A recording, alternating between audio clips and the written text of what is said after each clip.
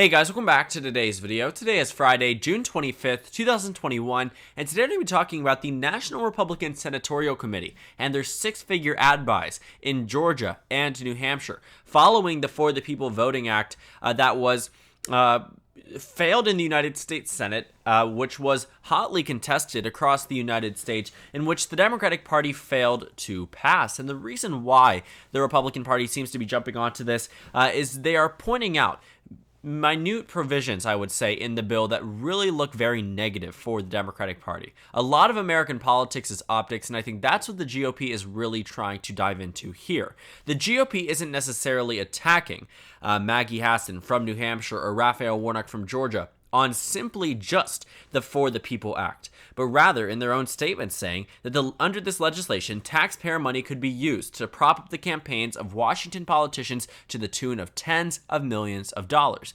This is one of the many troubling aspects of Senate Bill number 1 that systematically works to move power over elections from states to the federal government. So what they are trying to argue is that there are taxpayer dollars going directly to the campaigns, and this is what they want to attack Warnock and Hassan on. And the reason why I think this is also quite interesting is because these are two Senate races amongst the four that are deemed competitive by the Democratic Party, yet they aren't launching six-figure ad buys on Mark Kelly or on Catherine Cortez Masto. And I really find that to be quite interesting, but then I understand a little bit of the dynamic behind it based off their prior margins. So when I saw this released from the NRSC website, I wasn't surprised by any means that the NRSC would target Warnock or would target Hassan. These are two vulnerable Democrats that are up for re-election, so it makes sense. These two, out of any of the 100, make the most sense. Masto and Kelly also make sense as well. But I would say these were the two that had the narrowest election results, which I will show you in just a moment. But it seems that the NRSC is really trying to double down on this vote. I mean, every single Democrat voted for the People Act. So I find it to be quite interesting that they won't attack any of the other Democrats. I understand that they aren't up for re-election, but if you have the money, which maybe they don't or maybe they do, based off of the released fundraising numbers, I can tell you now they probably do have the money. But it seems that they really want to just hone in on these two Democrats in particular. And I said I'd show you the election results because they show exactly how close these elections were in their previous ones. In 2021, Raphael Warnock won by 2 points in the state of Georgia. Not necessarily a bad margin for a Democrat. A victory for a Democrat is a huge plus in Georgia, but 2 points was what really, I think, showcases to the GOP that a recent election held in the beginning of 2021 might be under a possibility of being flipped in 2022. It sort of seems here that the NRSC is identifying their two most competitive states. They're states where they could really have the largest impact through ad purchases, and it makes sense. In addition to Georgia, as we mentioned, they chose the state of New Hampshire. When you look at the New Hampshire Senate election results in 2016, Maggie Hassan defeated Kelly Ayotte by 0.1%. Out of over 700,000 votes cast, the margin between the Democrat and the Republican was 1,000 votes. 1,017 votes. So it was an exceptionally close election in which Maggie Hassan defeated Kelly Ayotte, which was a pickup for the Democratic Party, but was one of the closest races of the 2016 election cycle and would have been the closest Senate race of the 2020 election cycle, or even the 2018 election cycle, despite Rick Scott, the Republican, winning there by 0.4%. So this is an extremely close state in which the GOP views as a very good possibility of there being a pickup in this state. And the reason why they aren't targeting Nevada is likely because Catherine Cortez Masto only won one county, yet won 2.4% of the vote more than her Republican opponent. I believe his name is Joe Heck. When you're looking at the state of Arizona, the margin is the exact same, 2.4% for Mark Kelly over Martha McSally. So you'd take the 2% over the 2.4 in Nevada and the 2.4 in Arizona, and you'd certainly take the 0.1 in New Hampshire over the 2.4 in both Nevada and Arizona. It seems that New Hampshire has long been a swing state versus Arizona, which really hasn't, which really has shifted towards the left. And the same can be applied to Georgia, but I think that just because Georgia was the closer race, and also due to the fact that, there is an incumbent Republican governor who will be running for re-election versus Arizona, which will have an open race. There are more Republican House of Representative members from the state of Georgia than there are Democrats. Not the case in the state of Arizona. What I see in New Hampshire and Georgia are opportunities for Republican pickups that are the best out of the four possibilities. And that's why the NRSC is sort of, whether intentionally or not intentionally, revealing which states matter to them the most. And I also do want to cover in the future which states they seem to be playing heavy defense on, because they've sort of become obvious as they release these articles, as they send out these press releases about this money that is being spent on ad buys, this sheer amount of tens of thousands of dollars, hundreds of thousands of dollars that are being sent out into individual states off of individual Senate votes. You can start to see the picture that they are painting. You can start to see which states they deem to be the most at risk, or the states that they deem to be the most beneficial for them to spend this money in. And the ad buy targets, as we've been talking about for the entirety of these two videos, could single-handedly overturn Senate control. If Democrats don't make any gains over the GOP in the United States Senate, Democrats might actually lose if they just get rid of New Hampshire or Georgia. I mean, the Democratic Party does have plenty of opportunities to pick up races, such as Wisconsin, Pennsylvania, North Carolina, but in the 2016 election type scenario, or, the Senate one as well, not only the presidential one, those three states went to the GOP. So if that was to be a repeat, Democrats might be worried, because in 2016, they lost Georgia by 13.8%. They almost lost New Hampshire. If just one of these two states goes red, the Democrats are no longer in the majority. Even if New Hampshire stays blue, Arizona stays blue, Nevada stays blue, Colorado stays blue, those are four competitive states, or maybe not Colorado, so three competitive states.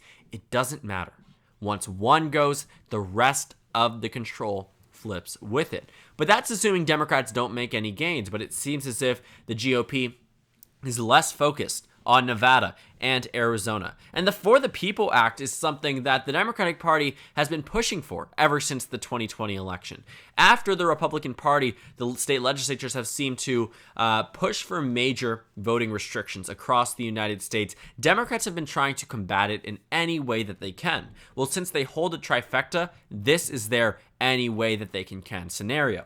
They thought that they would have the ability to send it through the United States House. Okay, makes sense. And then on to the United States Senate, in which they would require 60 votes.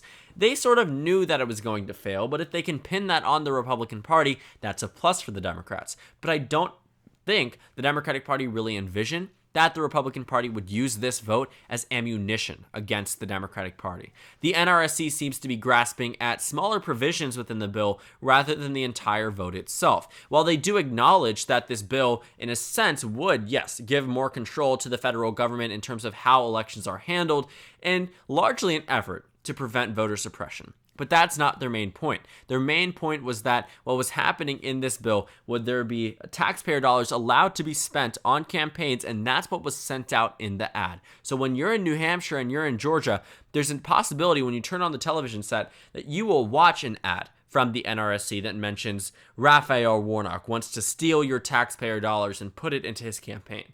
Same thing with Maggie Hassan. These campaigns are meant to enrage voters. These ads are spent, to target these incumbent senators to make them more vulnerable. And I also think this might be an indicator that in the state of New Hampshire, we won't necessarily be seeing Maggie Hassan lose by just being a candidate in a competitive state, but rather through an announcement that could be soon or not so soon from Chris Sununu. If the NRSC didn't have an inclination that Chris Sununu was running in the state of New Hampshire, they probably wouldn't view it as competitive as they are now.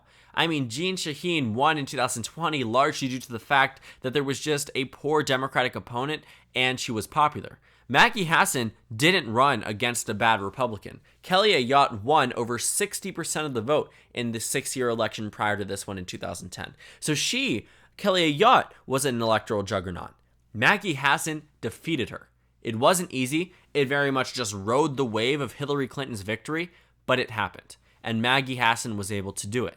She is someone who can take on a Republican.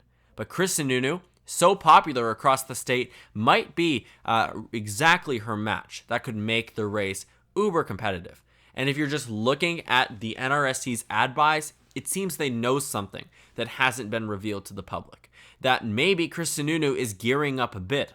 Because Arizona probably would be more competitive versus New Hampshire if Chris Sununu decides not to run. If Sununu is not in that race, and Ayotte is not in that race, and Ayotte might run, but probably will end up losing. You don't run failed candidates. In fact, 2016 shows a perfect example of that with Russ Feingold in the state of Wisconsin. New Hampshire will be less competitive than Arizona. And Arizona Senator Mark Kelly, Nevada Senator Catherine Cortez Masto voted the same exact way as Maggie Hassan. But it seems that they are heavily targeting New Hampshire and Georgia. It's not that they don't view, Nevada and Arizona as targets. Don't misconstrue what I'm saying for that. But it seems that the most major and pressing or winnable targets are the two closest races in 2016 and 2021, in addition, where they sort might know something that the regular public does not. And I do think that Chris Sununu will be in a position where he makes New Hampshire extremely competitive. I think New Hampshire could be one of the closest Senate races as it was back in 2016. But New Hampshire was also one of the closest presidential races in 2016. It went to Hillary Clinton by just 0.3%. She won in this state by 3,000 votes out of over 700,000 cast. Many more third-party votes, but Hillary Clinton won here by 3,000 votes.